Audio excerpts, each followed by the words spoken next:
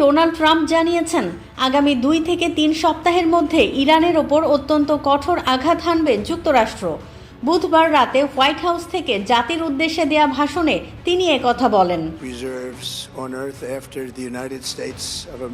তিনি আরও বলেন, যুক্তরাষ্ট্র ইরানকে প্রস্তর যুগে ফিরিয়ে নিয়ে যেতে চায়।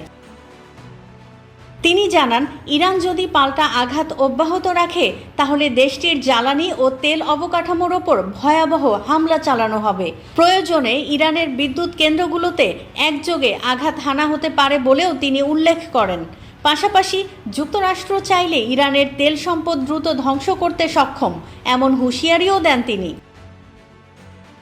ট্রাম্প আরও দাবি করেন, ইরান যুদ্ধ শেষ হলে গুরুত্বপূর্ণ হরমুজ প্রণালী স্বাভাবিকভাবেই আবার খুলে যাবে।